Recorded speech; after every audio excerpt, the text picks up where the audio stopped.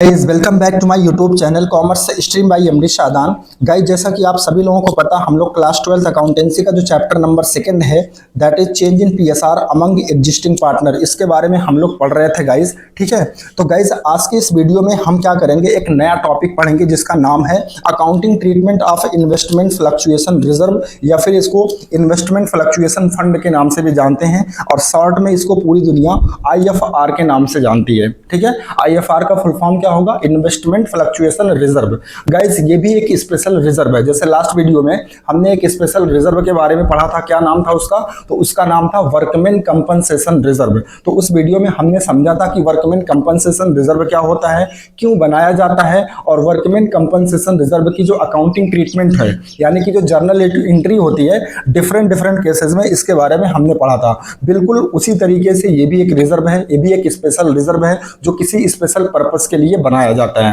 ठीक है, तो आइए सबसे पहले हम समझते हैं इस वीडियो में कि इन्वेस्टमेंट फ्लक्चुएशन रिजर्व होता क्या है, क्यों बनाया जाता है, और डिफरेंट केसेस में इसकी अकाउंटिंग ट्रीटमेंट यानी कि इसकी जो जर्नल एंट्री होती है वो क्या होती है, कैसे होती है, वो सारी चीजें हम इस वीडियो में समझेंगे। ठीक है, जैसे मान लो, देखो जैसे यहाँ पे एक मैंने बैलेंस शीट ले रखी है, एक बैलेंस शीट, एक डमी बैलेंस शीट मैंने ले रखी है, और ये बैलेंस शीट नहीं बल्कि बैलेंस शीट का एक एक्सट्रैक्ट है। एक्सट्रैक्ट का मतलब एक छोटा सा पार्ट है। ठीक है, अब यहाँ देखो असेट साइड में हमने लिख रखा है इन्वेस्टमेंट, जिसका कॉस्ट प्राइस यहाँ पे दिया हुआ है 1 लाख रुपया। गाइस इसका मतलब ये हुआ कि जो पार्टनरशिप फर्म है उसने 1 लाख रुपए का इन्वेस्टमेंट कहीं पे कर रखा है। ठीक है, और दूसरी बात अब ये समझो, ठीक है, ध्यान से सुनो मैं क्या रहा हूं। देखो अगर हम कहीं भी पैसा इन्वेस्ट करते हैं तो हमेशा हमें एक डर बना रहता है कि इन्वेस्टमेंट की, क्योंकि देखो इन्वेस्टमेंट अगर हम कहीं पे करते हैं तो जो इन्वेस्टमेंट का जो रेट होता है वो बहुत तेजी से फ्लक्चुएट होता रहता है। मतलब इन्वेस्टमेंट की वैल्यू कभी कम हो जाती है, कभी ज्यादा हो जाती है। जैसे आपने शेयर मार्केट में देखा होगा, जब हम शेयर मार्केट में पैसा लगाते हैं तो शेयर मार्केट जो है वो हमेशा क्या करता है, जो उसका रेट होता है वो हमेशा फ्लक्चुएट करता रहता है। कभी आपके इन्वेस्टमेंट की वैल्यू कम हो जाएगी, कभी आपके इन्वेस्टमेंट की वैल्यू बढ़ जाएगी। ठीक है, तो हमें इस बात का डर हमेशा रहता है कि इन्वेस्टमेंट की वैल्यू कहीं कम ना हो जाए। तो इस डर से हम क्या करते हैं, एक रिजर्व, हम यानी कि पार्टनरशिप फर्म एक रिजर्व बना के रखती है जिसका नाम होता है आईएफआर, यानी कि इन्वेस्टमेंट फ्लक्चुएशन रिजर्व। इसका मतलब ये हुआ, ये रिजर्व इसलिए बनाया जाता है क्योंकि अगर मान लो इन्वेस्टमेंट की वैल्यू घट जाती है तो इस रिजर्व से उस वैल्यू को, यानी जितने वैल्यू से इन्वेस्टमेंट की जो वैल्यू होती है, जितने वैल्यू से उसमें फॉल आता है, कमी आते हैं, ठीक है, तो इसी रिजर्व से उसको हम कवर करने की कोशिश करते हैं। ठीक है, यानी अलग से जो कंपनी, जो पार्टनरशिप फर्म होती है उसको अलग से पैसे की व्यवस्था ना करनी पड़े, तो पहले से ही, ठीक है, अगर उसको इस बात का डर है कहीं इन्वेस्टमेंट की वैल्यू में लॉस ना हो जाए, ठीक है, इन्वेस्टमेंट की वैल्यू फॉल ना हो जाए, तो उसके लिए कंपनी यानी कि पार्टनरशिप फर्म अलग से एक रिजर्व ही बना लेती है जिसका नाम होता है इन्वेस्टमेंट फ्लक्चुएशन रिजर्व। तो मान लो यहाँ पर ये जो बैलेंस शीट है इसमें मैंने ये माना है कि जो इन्वेस्टमेंट है जिसकी कॉस्ट है 1 लाख रुपया, और जो रिजर्व बनाया गया है, ठीक है, ताकि हम लॉस को, अगर लॉस होता है फ्यूचर में तो उसको हम कवर कर सके, वो हम मान लो हमने लिया है 10,000 का। ठीक है, अब इसमें अलग अलग केसेज हो सकते हैं। अच्छा, इसके नीचे भी देखो लिखा है x and y are equal partners. इसका मतलब ये हुआ कि जो एक्स एंड वाई है ये इक्वल पार्टनर है। इक्वल पार्टनर का मतलब 1:1। ठीक है, अच्छा एक चीज और समझो, अब जैसे मान लो क्या क्या कंडीशंस हो सकती हैं, क्या क्या केसेज हो सकते हैं। अगर मान लो हमने 1 लाख रुपए का इन्वेस्टमेंट कर रखा है, तो पहला केस गाइज ये होगा कि जो हमने इन्वेस्टमेंट कर रखा है उसकी वैल्यू में ना तो कोई फॉल आए ना तो कोई इंक्रीमेंट हो, मतलब उसका मार्केट प्राइस भी सेम चल रहा हो। देखो यहाँ पे केस नंबर फर्स्ट में क्या लिखा हुआ है, आपको क्वेश्चन में ये मिल सकता है केस नंबर फर्स्ट में, नो एडिशनल इंफॉर्मेशन। ठीक है, मतलब इस तरीके से लिखा हुआ मिलेगा कि नो एडिशनल इंफॉर्मेशन। तो गाइज नो एडिशनल इंफॉर्मेशन का मतलब ये होता है कि जो मार्केट प्राइस चल रही है, मार्केट प्राइस जो चल रही है मार्केट में, वो इन्वेस्टमेंट की वैल्यू के बराबर है। इन्वेस्टमेंट कितना था? 1 लाख का। इसका मतलब मार्केट में जो मार्केट प्राइस चल रहा है वो भी कितना चल रहा है? 1 लाख रुपया ही चल रहा है। तो अगर इन्वेस्टमेंट हमने 1 लाख का किया है और उसका मार्केट प्राइस भी 1 लाख चल रहा है, तो क्या बताओ हमें ऐसे में कोई लॉस होगा? कोई भी लॉस नहीं होगा। तो इस केस में क्या होगा, ये जो रिजर्व बना के रखा गया है पार्टनरशिप फर्म के द्वारा 10,000 का, ये फिर किसको दे दिया जाएगा? ये पार्टनर्स को दे दिया जाएगा, क्योंकि पार्टनर्स के लिए ही बनाया जाता है। ठीक है। पार्टनरशिप फर्म किसके लिए बनाती है? फर्म के लिए, यानी कि पार्टनर्स के लिए बनाती है जो उसमें काम करते हैं। तो इस पार्टनरशिप फर्म में कौन कौन है? दो पार्टनर है, एक्स एंड वाई। तो अगर ये रिजर्व, इस रिजर्व का कोई भी इस्तेमाल नहीं हो पाता है, मतलब ये रिजर्व बचा का बचा रह जाता है, तो कंपनी क्या करती है, सॉरी पार्टनरशिप फर्म क्या करती है, वो इस पूरे रिजर्व के अमाउंट को पार्टनर्स में बांट देती है, उनके ओल्ड रेशियो में, याद रखना, ठीक है। तो इसकी जर्नल एंट्री क्या होगी? सबसे पहले गाइस आपको क्या करना होगा, इस रिजर्व को बैलेंस शीट से हटाना होगा। ये जो बैलेंस शीट में आईएफआर आपको दिख रहा है, ये क्या करना होगा, हटाना होगा। अब मैंने आपको बताया था लास्ट वीडियो में भी, उसके पहले वाली वीडियो में भी मैंने आपको बताया था कि जितने भी रिजर्व होते हैं या बैलेंस शीट के लायबिलिटी में जितने भी आइटम होते हैं, सबका क्रेडिट बैलेंस होता है। ये बात तो सबको पता है ना। तो जितनी भी लायबिलिटी साइड में जितने भी आइटम होते हैं, सबका क्रेडिट बैलेंस होता है। तो अगर उसको बैलेंस शीट से हटाना है गाइस, तो क्या करना होगा, उसे डेबिट करना होगा। तो अब क्योंकि हमें इस इन्वेस्टमेंट फ्लक्चुएशन रिजर्व को यहां बैलेंस शीट से हटाना है, तो हटाने के लिए हम क्या करेंगे, जर्नल एंट्री में उसको डेबिट कर लेंगे, ठीक है। तो देखो यहां पे डेबिट भी किया गया है, investment fluctuation reserve account debit कितने से, 10,000 से। और ये पूरा का पूरा 10,000 किसको दे दिया जाएगा, पार्टनर्स को दे दिया जाएगा। पार्टनर्स कौन है, एक तो 2x है और दूसरा y है। तो क्रेडिट कर देंगे 2x S capital account, 2y S capital account, और इस 10,000 को उनके ओल्ड रेशियो में डिस्ट्रीब्यूट कर दिया जाएगा। और इनका ओल्ड रेशियो देखो यहाँ पे कह रहा था x and y are equal partner, यानी दोनों बराबर के साझेदार हैं, ठीक है। तो दोनों को बराबर बराबर दे दिया जाएगा। तो 10,000 को अगर हम दो पार्टनर में इक्वल बांटेंगे तो हर एक पार्टनर को कितना मिलेगा, 5,000 एंड 5,000, ठीक है। तो और इसका नरेशन हो जाएगा being IFR distributed in old ratio, यानी जो भी आईएफआर था, जो भी इन्वेस्टमेंट फ्लक्चुएशन रिजर्व था, उसको हमने पार्टनर्स में क्या कर दिया, डिस्ट्रीब्यूट कर दिया, ठीक है। ये केस समझ में आ गया। तो ये तो बहुत ही सिंपल केस होता है गाइस। अगर इन्वेस्टमेंट की वैल्यू में कोई भी फॉल या इंक्रीमेंट नहीं होता है, मतलब जो इन्वेस्टमेंट हमने किया था, जिस कास्ट प्राइस पे किया था, वही सेम प्राइस मार्केट में भी, यानी उसका मार्केट प्राइस भी सेम है, तो बहुत ही सिंपल एंट्री है गाइस। आपको क्या करना है, सबसे पहले इन्वेस्टमेंट फ्लक्चुएशन रिजर्व अकाउंट को बैलेंस शीट से हटाने के लिए उसको डेबिट कर लेना है 10,000, ठीक है। फिर उसको पार्टनर्स के कैपिटल अकाउंट में ट्रांसफर कर देना है, ठीक है, यानी कि 2x S capital 2y S capital. देखो पार्टनर्स को जब दिया जाएगा तो उनका कैपिटल इंक्रीज करेगा, और कैपिटल का बढ़ना क्या होता है, क्रेडिट। तो एंट्री में इन दोनों पार्टनर्स के कैपिटल को हम क्या कर देंगे, क्रेडिट कर देंगे, ठीक है। किस रेशियो में, ओल्ड रेशियो में। तो ओल्ड रेशियो में अगर 10,000 को बांटेंगे तो 5,000 एंड 5,000 हर एक पार्टनर को मिल जाएगा, ठीक है। पहला केस समझ में आ गया। इसके बाद सेकेंड केस देखो, सेकेंड केस में क्या कह रहा है, सेकेंड केस में कह रहा है कि मार्केट वैल्यू इज 94,000।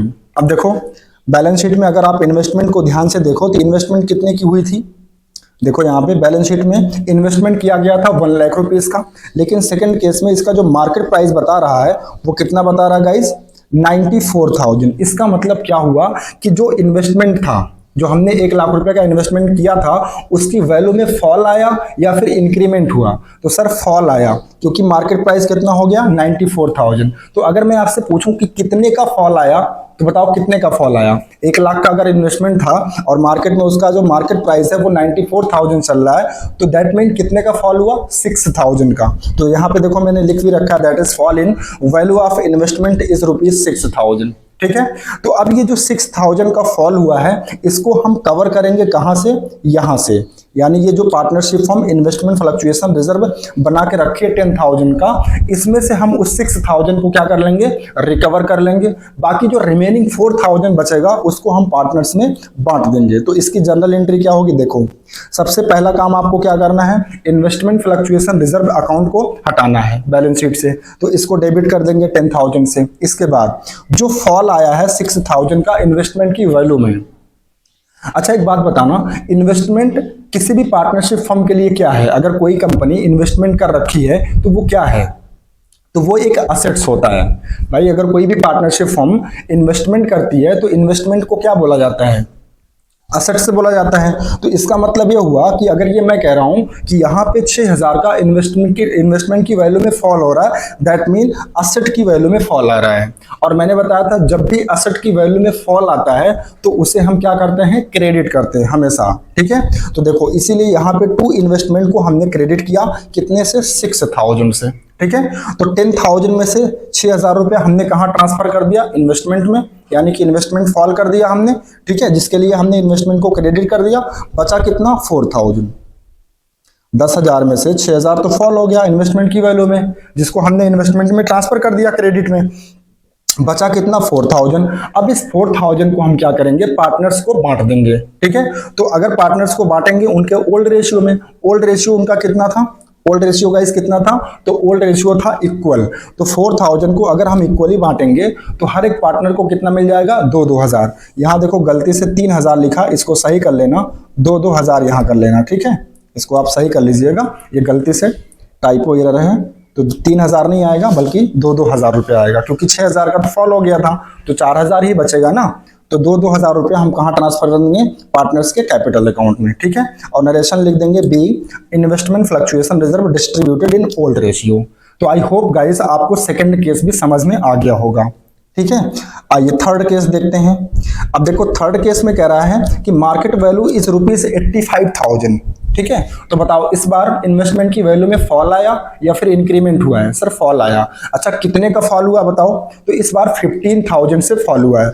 अब यहाँ इस केस को थोड़ा सा समझना, यहाँ देखो लिखा ना, fall in value of investment is ₹15,000।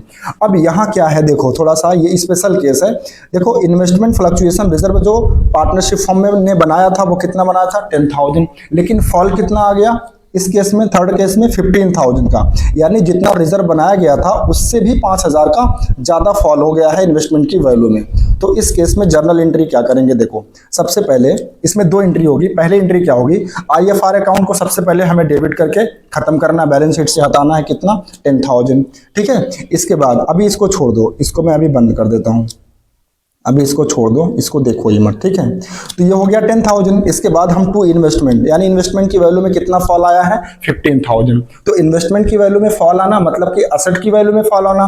तो जब भी असेट की वैल्यू में फॉल आता है तो हम क्या करते हैं, जर्नल एंट्री में उसको क्रेडिट करते हैं। तो इन्वेस्टमेंट को हम क्रेडिट कर देंगे कितने से, 15,000 से, ठीक है। अच्छा 10,000 का रिजर्व था, फॉल कितने से आया, 15,000 का। तो इसका मतलब यह हुआ इस बार पार्टनरशिप फर्म को लॉस हो रहा है, कितने का लॉस हो रहा है, 5,000 का, क्योंकि रिजर्व 10,000 का था। तो 10,000 तो इस 15,000 के लॉस में 10,000 तो रिकवर हो जाएगा, लेकिन उसके बावजूद भी कितना बचेगा, 5,000। जो 5,000 होगा वो पार्टनरशिप फर्म का लॉस होगा, और इस लॉस को हम ट्रांसफर कर देते हैं एक नए अकाउंट में जिसका नाम होता है रीवैल्यूएशन अकाउंट, ठीक है। अब रिवैल्यूएशन क्या होता है, रिवैल्यूएशन अकाउंट क्या होता है, इसको हम पढ़ेंगे नेक्स्ट वीडियो में इसके बारे में, ठीक है। तो रिवैल्यूएशन अकाउंट में हम कितना ट्रांसफर कर देंगे, 5,000। तो देखो अब दोनों साइड बराबर हो गया, यहाँ 15,000 है और यहाँ भी कितना हो गया, 10,000 प्लस 5,000 यानी कि 15,000, ठीक है। और नरेशन लिख देंगे being IFR distributed in old ratio. पहले एंट्री समझ में आई, इसके बाद इसकी एक सेकेंड एंट्री करेंगे। सेकेंड एंट्री क्या करेंगे, ये जो रिवैल्यूएशन में लॉस आया है फिर इसको हमें क्या करना होता है, पार्टनर्स के कैपिटल अकाउंट में ट्रांसफर करना होता है, ठीक है।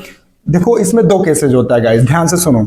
यहाँ जो मैंने पहली एंट्री करी, कभी कभी हम पहली एंट्री ही कर लेंगे तो इतने से काम चल जाएगा, लेकिन अगर कभी भी क्वेश्चन में ये बोल देगा कि जो इन्वेस्टमेंट फ्लक्चुएशन रिजर्व है इसको हमें पार्टनर्स के कैपिटल अकाउंट में ट्रांसफर करना है, तब आपको ये सेकंड एंट्री भी करना होगा। तो अभी हम ये मान के कर रहे हैं, ये जो केस हमने लिया है ये मान के हम कर रहे हैं कि जो इन्वेस्टमेंट फ्लक्चुएशन रिजर्व है उसको हम पार्टनर्स के कैपिटल अकाउंट में ट्रांसफर करेंगे। और कभी कभी ये बोलता है कि इन्वेस्टमेंट फ्लक्चुएशन रिजर्व को पार्टनर्स के कैपिटल अकाउंट में नहीं ट्रांसफर करना है। तो अगर नहीं ट्रांसफर करने के लिए बोलेगा तो सिर्फ आप ये पहली एंट्री करेंगे, सेकंड वाली यानी कि बी वाली एंट्री आप नहीं करेंगे। लेकिन हम क्या मान के चल रहे हैं कि इन्वेस्टमेंट फ्लक्चुएशन रिजर्व को हमें कहाँ ट्रांसफर करना है, पार्टनर्स के कैपिटल अकाउंट में। तो इस केस में हमें सेकंड एंट्री करना है, और वो सेकंड एंट्री क्या है, ये जो 5,000 का लॉस हुआ है ना गाइज, इसको पार्टनर्स के कैपिटल अकाउंट में ट्रांसफर करना है, ठीक है। तो इसके लिए क्या करना होगा, पार्टनर्स के कैपिटल को हमें डेबिट करना पड़ेगा, ठीक है, क्योंकि ये लॉस है।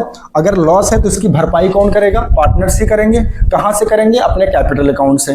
तो जब पार्टनर्स जो है इस लॉस को अपने कैपिटल अकाउंट से इसकी भरपाई करेंगे तो पार्टनर्स का जो कैपिटल अकाउंट है वो डिक्रीज करेगा, और पार्टनर्स का कैपिटल अगर डिक्रीज करता है तो उसको हम क्या करते हैं, एंट्री में डेबिट करते हैं। तो इसीलिए हम यक्स को और वाई के इन दोनों कैपिटल को डेबिट कर देंगे और क्रेडिट कर देंगे किसको, रिवैल्यूएशन अकाउंट को, ठीक है।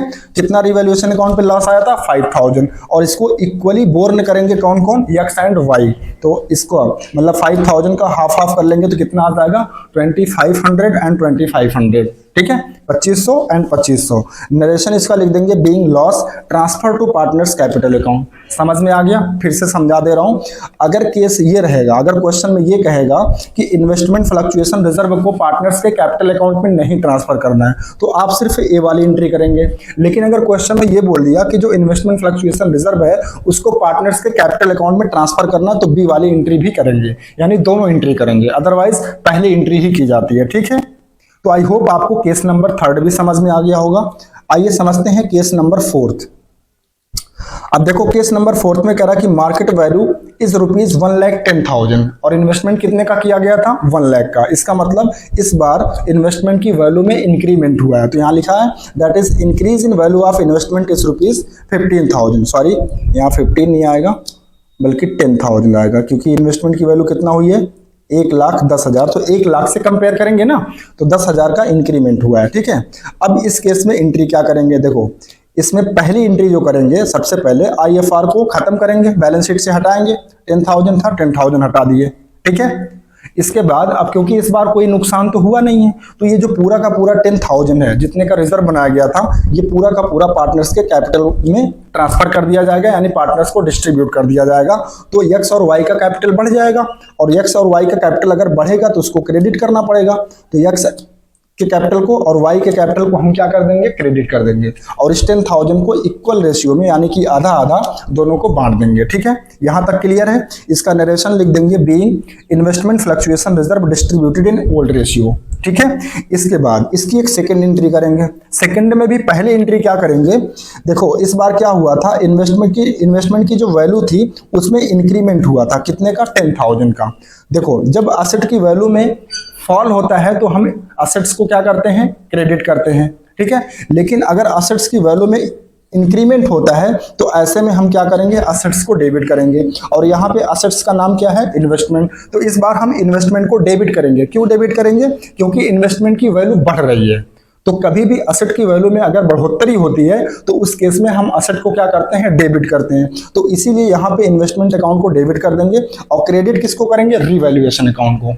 ठीक है, तो 10,000 से क्रेडिट कर देंगे। फिर इसके बाद इसकी सेकंड एंट्री करेंगे, यानी कि ये जो रीवैल्यूएशन अकाउंट पे हमने 10,000 ट्रांसफर किया, मतलब जो 10,000 का फायदा हुआ है, इस फायदे को हम क्या करेंगे? पार्टनर्स के कैपिटल अकाउंट में ट्रांसफर कर देंगे। ठीक है, तो देखो इस बार क्योंकि पार्टनर्स को, यानी कि पार्टनरशिप फर्म को 10,000 का बेनिफिट हुआ है, फायदा हुआ है, प्रॉफिट हुआ है, तो प्रॉफिट को अगर हम डिस्ट्रीब्यूट करेंगे पार्टनर्स को, तो उनके पार्टनर्स कैपिटल में अगर हम ट्रांसफर करेंगे, यानी कि पार्टनर्स कैपिटल को डिस्ट्रीब्यूट करेंगे, तो उनका कैपिटल बढ़ जाएगा इस बार। तो इस बार हम एक्स को और वाई को दोनों को क्या कर देंगे? क्रेडिट कर देंगे, क्योंकि ये प्रॉफिट का पोर्शन है, और प्रॉफिट अगर हम पार्टनर्स को देंगे तो उनका कैपिटल बढ़ेगा। तो कैपिटल का बढ़ना क्या होता है? क्रेडिट। तो एक्स और वाई को हम क्रेडिट कर देंगे, कितना?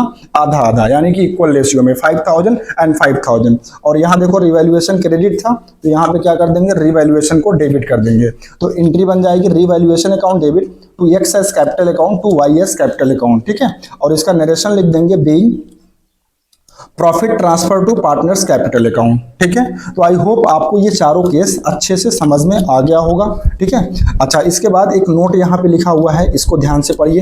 देखो यहाँ कह रहा है in all the above cases, यानी ऊपर के जो 4 केसेस मैंने डिस्कस किए, कह रहा है कि market value of investment is shown revised balance sheet, यानी जो उसका मार्केट वैल्यू होता है, चारों केसेस में जो भी मार्केट वैल्यू था, उस मार्केट वैल्यू को हम जब रिवाइज्ड बैलेंस शीट बनाएंगे, अभी नहीं, जब हम लॉन्ग क्वेश्चन करेंगे तो वहां आपको बैलेंस शीट भी बनाना पड़ेगा। तो याद रखना मार्केट वैल्यू ऑफ इन्वेस्टमेंट को हम कहां दिखाएंगे?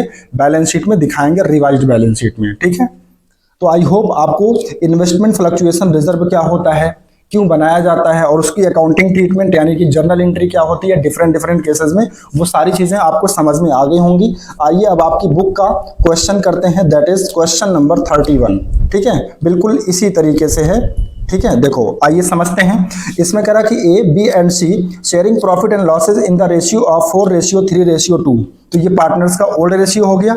आगे कह रहा decide to share profit and losses in the ratio of 2:3:4, ये इनका न्यू रेशियो यानी कि फ्यूचर रेशियो हो गया, विथ इफेक्ट फ्रॉम 1 अप्रैल 2024।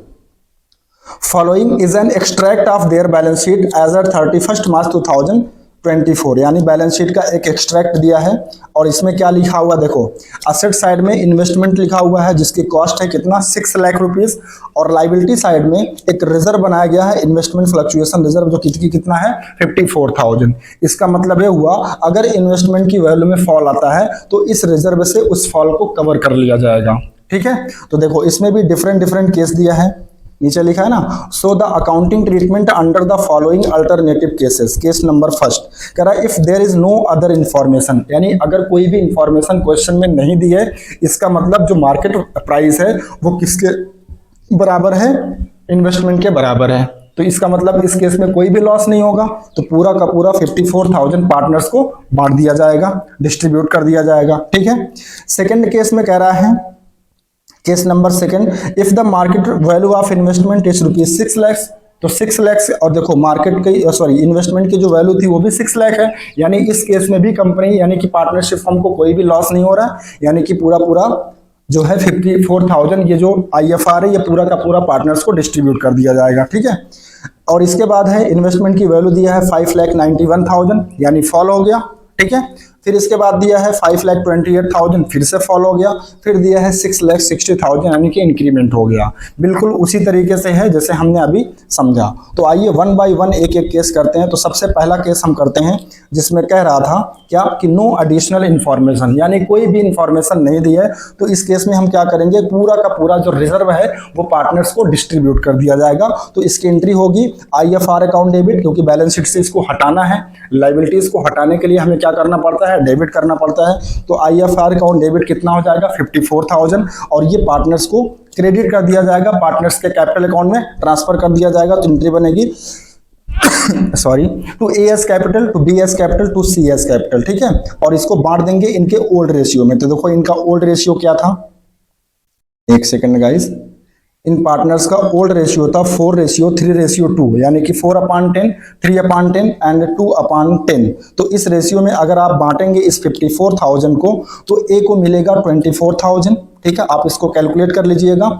ठीक है, कैसे कैलकुलेट करेंगे, देखो ऐसे मैं एक करके बता देता हूँ। 54,000 का, ठीक है, 4 कितना था, एक बार चेक कर लेता हूँ रेशियो क्या था, 4:3:2, तो 4:3:7 और 2:9, अच्छा 4/9 करेंगे। ठीक है, तो 54,000 का, एक सेकेंड गाइस, ये था ना, देखो ऐसे करेंगे 54,000 इंटू 4/9 कर लेंगे। ठीक है, तो 9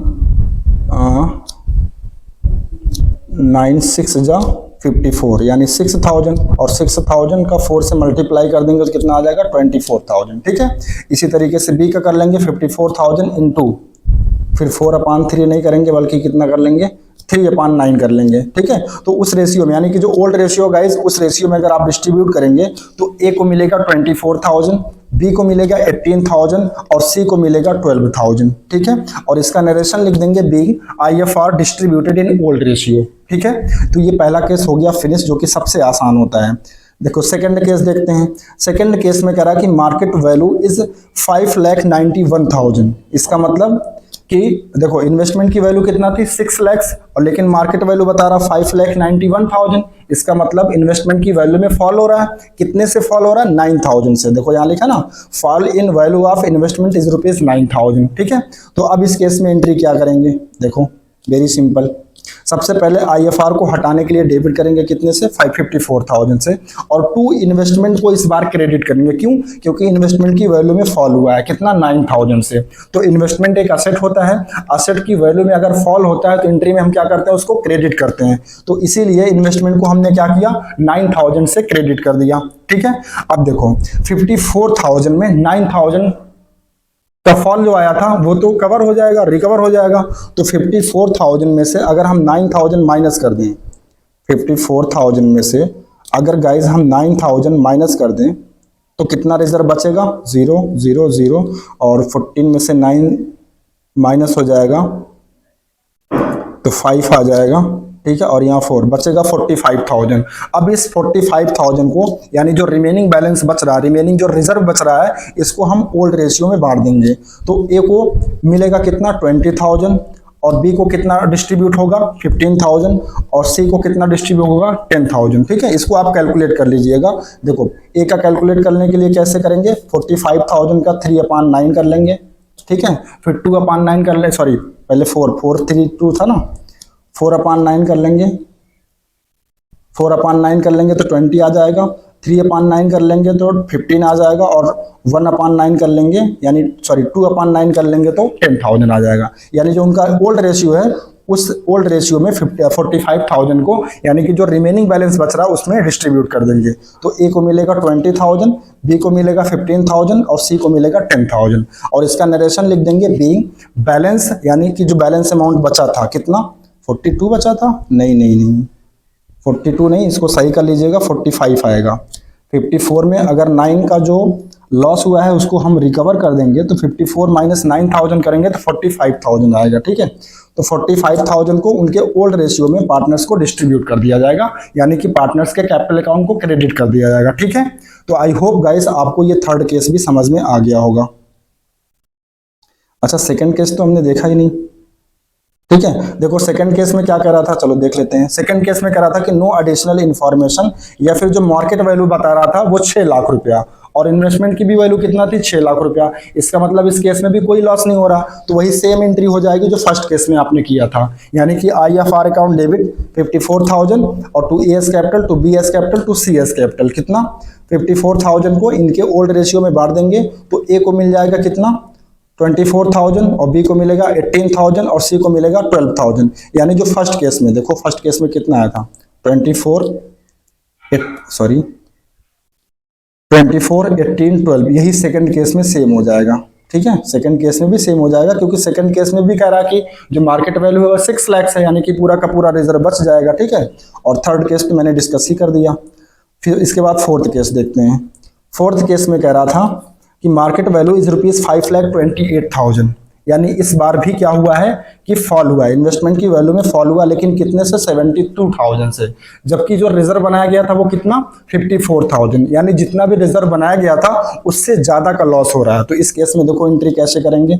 सबसे पहले इसमें देखो 2 एंट्री होगी, इसमें क्या होगा 2 एंट्री होगी। पहली एंट्री होगी IFR अकाउंट डेबिट कितना 54,000, टू इन्वेस्टमेंट अकाउंट कितने से लॉस हो रहा है 72,000 का। ठीक है, कितना ज्यादा लॉस हो रहा है, मतलब रिजर्व से भी कितना ज्यादा लॉस हो रहा है 18,000 का। तो ये फर्म के लिए लॉस होगा, जिसको हम ट्रांसफर कर देंगे कहाँ पे रीवैल्यूएशन अकाउंट में। ठीक है, फिर से समझो 72,000 का लॉस हुआ है, सॉरी हाँ टोटल लॉस 72,000 का हुआ है, जिसमें से 54,000 का रिजर्व था वो कवर हो गया, बचा कितना 18,000 का। तो ये जो 18,000 का लॉस बच रहा है इसको हम कहाँ ट्रांसफर कर देंगे रीवैल्यूएशन अकाउंट में। ठीक है, इसके बाद इसकी सेकेंड एंट्री करेंगे, यानी ये जो 18,000 रुपए का लॉस आया है इसको पार्टनर्स को बियर करना पड़ेगा, तो पार्टनर्स के कैपिटल अकाउंट में ट्रांसफर कर देंगे। तो तीनों पार्टनर्स के कैपिटल अकाउंट को डेबिट करना पड़ेगा, क्योंकि उनका कैपिटल अकाउंट क्या हो जाएगा कम हो जाएगा। तो एंट्री करेंगे AS capital account debit, BS capital account debit, CS capital account debit और टू रीवैल्यूएशन अकाउंट। अब ये जो 18,000 का लॉस होगा ये क्योंकि पार्टनर्स को बियर करना पड़ेगा, किस रेशियो में ओल्ड रेशियो में। तो A कितना बियर करेगा 8,000, B कितना बियर करेगा 6,000 और C कितना बियर करेगा 4,000। ठीक है, यहां तक क्लियर है। इसके बाद फिफ्थ केस देखते हैं गाइस। फिफ्थ केस में कह रहा था कि मार्केट वैल्यू इज ₹6,60,000, यानी इस बार जो इन्वेस्टमेंट की वैल्यू है वो इंक्रीज कर रही है, कितने से 60,000 से। तो इस बार रिजर्व का कोई भी यूज नहीं होगा, जो 54,000 का रिजर्व बनाया गया था उसका कोई यूज नहीं होगा। तो सबसे पहला काम क्या होगा, जो 54,000 का रिजर्व है फर्म के पास ये पार्टनर्स को डिस्ट्रीब्यूट कर दिया जाएगा। तो एंट्री होगी IFR account debit to AS capital account, to BS capital account, to CS capital account. ठीक है, किस रेशियो में ओल्ड रेशियो में बांटेंगे तो 24, 18 और 12,000 आ जाएगा, जैसा कि पहले केस में किया गया था। ठीक है, और नरेशन लिख देंगे being IFR distributed in old ratio. यहां तक क्लियर है। इसके बाद सेकेंड एंट्री समझो। अब सेकेंड एंट्री क्या होगी, क्योंकि इस बार इन्वेस्टमेंट की वैल्यू बढ़ी है कितने से 60,000 से। ठीक है, तो इन्वेस्टमेंट को हम डेबिट कर देंगे, और क्योंकि फायदा हुआ है तो फायदा अगर होता है, देखो नुकसान होता है तो रिवैल्यूएशन के डेबिट में ट्रांसफर करते हैं, और अगर फायदा होता है तो रिवैल्यूएशन के क्रेडिट में ट्रांसफर करते हैं। ठीक है, तो एंट्री हो जाएगी investment account debit to revaluation account, कितना 60,000 एंड 60,000। ठीक है, इसके बाद ये जो 60,000 का फायदा हुआ है इसको पार्टनर्स के कैपिटल अकाउंट में भी ट्रांसफर कर देंगे। ठीक है, तो इसके लिए एंट्री हो जाएगी क्या, रिवैल्यूएशन अकाउंट डेबिट ठीक है, देखो यहाँ क्रेडिट था, यहाँ तो यहाँ क्या हो जाएगा डेबिट। और जब इसको हम पार्टनर्स के कैपिटल अकाउंट में ट्रांसफर करेंगे तो पार्टनर्स का कैपिटल अकाउंट इंक्रीज करेगा, और पार्टनर्स का कैपिटल अकाउंट अगर इंक्रीज करता है तो क्या करते हैं, क्रेडिट करते हैं। तो एंट्री हो जाएगी revaluation account debit to s capital to B's capital to C's capital. तो इस 60,000 को इनके ओल्ड रेशियो में अगर बांटेंगे तो एक हिस्से में आएगा कितना, अगर आप कैलकुलेट करेंगे तो 26,667। बी को मिलेगा 20,000 और सी को मिलेगा 13,333। इसको आप बांट लीजिएगा किस रेशियो में, ओल्ड रेशियो में। यानी अगर आप चेक करना चाहें तो कैसे करेंगे, सबसे पहले 60,000 का 4/9, फिर 3/9 और फिर 2/9, ठीक है। तो आई होप आपको क्वेश्चन नंबर 31 समझ में आ गया होगा। आइए आज का जो सेकंड क्वेश्चन है और लास्ट क्वेश्चन है, दैट इज क्वेश्चन नंबर 32, इसके बारे में देखते हैं, ठीक है। देखो गाइस, इसमें कह रहा है समीक्षा आश and Divya were partners in a firm sharing profit and losses in the ratio of 5:3:2 with effect from 1st April 2019. They agreed to share future profits and losses in the ratio of 2:5:3। ये इनका new ratio हो गया, यानी ratio change हो रहा है। फिर कह रहा है कि their balance sheet showed a debit balance of ₹50,000। Guys यहाँ पे डेबिट बैलेंस जो दिया है ना पीएल अकाउंट का, ये क्या है आपको पता है, ये है फिक्टिशियस असेट्स। आपको याद होगा मैंने पढ़ा था accounting treatment of fictitious assets, यानी फिक्टिशियस असेट्स का अकाउंटिंग ट्रीटमेंट कैसे करते हैं वो मैंने पढ़ा था, तो वही चीज है। तो इसको हम क्या करेंगे, ये जो दिया है डेबिट बैलेंस यानी कि जो ये फिक्टिशियस असेट्स दिया है, इसके लिए हम एंट्री क्या करते हैं, partners capital account debit to profit and loss account, यही ना करते हैं। तो इसके लिए यही एंट्री हो जाएगी। आगे कह रहा है कि and a balance of ₹40,000 in the investment fluctuation reserve, और 40,000 का रिजर्व बना के रखा गया है, किस नाम से, इन्वेस्टमेंट फ्लक्चुएशन रिजर्व, जो अभी हमने पढ़ा था, ठीक है। For this purpose it was agreed that goodwill of the firm be valued ₹3 lakh, यानी गुडविल दी है 3 लाख रुपीस की, यानी यहाँ पे गुडविल का भी ट्रीटमेंट करना है।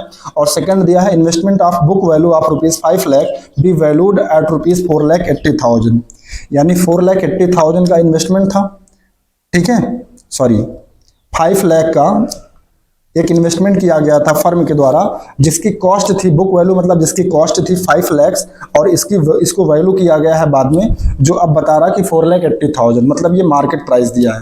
तो इसका मतलब ये हुआ कि इन्वेस्टमेंट की जो वैल्यू है वो 20,000 से फॉल हो रही है, और हमने रिजर्व भी बना रखा कितने का, 40,000 का। तो 40 में से 20,000 तो कवर हो जाएगा, जो रिमेनिंग 20,000 बचेगा उसको पार्टनर्स के कैपिटल अकाउंट में डिस्ट्रीब्यूट कर दिया जाएगा, ठीक है। और हमसे नीचे कह रहा कि pass the necessary journal entries to the record the above transactions in the books of the firm, ठीक है। और ये क्वेश्चन देखो गाइस, सीबीएसई के 2020 लखनऊ और कोलकाता में पूछा गया था, ठीक है। देखो इसमें क्या क्या है, एक तो आपको अकाउंटिंग करना है फिक्टिशियस असेट्स का, यानी कि जो डेबिट बैलेंस दिया था 50,000 का, उसका क्या अकाउंटिंग ट्रीटमेंट होगा वो करना है। दूसरी चीज, इसमें गुडविल भी दिया है, इसका मतलब गुडविल का भी ट्रीटमेंट करना है, और इन्वेस्टमेंट फ्लक्चुएशन रिजर्व, यानी 3 केसेज इसमें दिए हुए हैं, ठीक है। और कोई बड़ी डील नहीं है गाइस, बहुत ही आसान है, आइए समझते हैं। तो सबसे पहले देखो हम गुडविल का ट्रीटमेंट करेंगे, और गुडविल का ट्रीटमेंट अगर हमको करना है तो उसके लिए हमने बताया था सबसे पहले आपको क्या करना होता है, नॉन एग्जिस्टिंग गुडविल के केस में, ठीक है। तो यहाँ पे ये जो गुडविल दी है ये इसका नेचर क्या है, नॉन एग्जिस्टिंग। एग्जिस्टिंग गुडविल तो वो होती है जो बैलेंस शीट में दिखती है, ठीक है, जिसको हम राइट ऑफ कर लेते हैं, और उसके लिए एंट्री करते हैं partners capital account debit to goodwill account, ये एंट्री करते हैं। लेकिन क्योंकि इस क्वेश्चन में जो गुडविल है उसका नेचर क्या है, नॉन एग्जिस्टिंग, और जो नॉन एग्जिस्टिंग गुडविल होती है उसके लिए हम एंट्री करते हैं क्या, gaining partners capital account debit to sacrificing partners capital account, यही ना करते हैं। तो इसके लिए सबसे पहले हमें क्या करना पड़ेगा, वर्किंग नोट में कंप्यूटेशन, यानी कि हमें गेनिंग रेशियो और सैक्रिफाइसिंग रेशियो का कैलकुलेशन करना पड़ेगा, ठीक है। तो आइए सबसे पहले हम क्या करते हैं, gaining ratio and sacrificing ratio निकाल लेते हैं। देखो 3 पार्टनर हैं, यस फॉर मैं शॉर्ट में लिख दिया हूं, देखो 3 पार्टनर क्या नाम है, समीक्षा, आश और दिव्या। समीक्षा को मैंने यस नाम दे दिया, आश को ए से प्रेजेंट कर दिया, और दिव्या को डी से, यानी कि 3 पार्टनर हैं, ठीक है। इनका ओल्ड रेशियो क्या था, 5:3:2, तो इसकी फ्रैक्शन बनाएंगे तो बनेगा क्या, 5/10, 3/10 और 2/10, ठीक है। और इनका न्यू रेशियो क्या था, 2:5:3, यानी कि 2/10, 5/10 और 3/10, ठीक है। इसके बाद हम निकालेंगे गेनिंग रेशियो, जिसका फार्मूला होता है new ratio minus old ratio. तो देखो समीक्षा का न्यू रेशियो कितना है 2/10, तो 2/10 में से इनका ओल्ड कितना है 5/10, तो इसका एलसीएम हो जाएगा 10, 10 1 जा 10, 1 2 जा 2, फिर 10 1 जा 10, 1 5 जा 5, 2 -5 यानी कि -3/10 आ जाएगा। अब देखो इसका आंसर यानी जो समीक्षा का आंसर आ रहा है वो -3/10 आ रहा है, मतलब निगेटिव में आंसर आ रहा है। इसका मतलब समीक्षा 3/10 क्या कर रही है, सैक्रिफाइस कर रही है। ठीक है, अच्छा आस का निकालेंगे तो 5/10 -3/10 कर लेंगे, तो इसका आ जाएगा 5 -3/10 यानी कि 2/10। पॉजिटिव आंसर आ रहा मतलब कि आस क्या कर रहा है, गेन कर रहा है। इसी तरीके से दिव्या का निकाल लेंगे न्यू माइनस ओल्ड करके, तो इसका भी 1/10 आ जाएगा। इसका मतलब दिव्या क्या कर रही है, गेन कर रही है। ठीक है, अब देखो एंट्री क्या होती है नॉन एग्जिस्टिंग गुडविल के केस में, gaining partners capital account debit to sacrificing, तो गेन कौन कर रहा है, एक तो आस और दूसरा दिव्या। तो Aas capital account debit, Divya's capital account debit और सैक्रिफाइस कौन कर रहा है, समीक्षा, तो समीक्षा को क्रेडिट कर देंगे। तो देखो एंट्री सबसे पहले जो बनेगी, ठीक है, वो क्या बनेगी, Aas capital account debit, Divya's capital account debit to Samiksha capital account. ठीक है, अब अमाउंट कैसे निकालेंगे, देखो गुडविल कितना दिया था, गुडविल का जो अमाउंट दिया था गाइस, यहाँ पे क्वेश्चन में देखो गुडविल का अमाउंट दिया था 3 लाख। ठीक है, तो इनके रेशियो में अगर डिवाइड करेंगे, जैसे मान लो समीक्षा का अगर कैलकुलेट करना है तो इनका रेशियो कितना आया 3/10, तो 6 लाख का 3/10 करेंगे तो आ जाएगा 60,000, सॉरी 3 लाख का 3/10 करेंगे तो 60,000 आ जाएगा।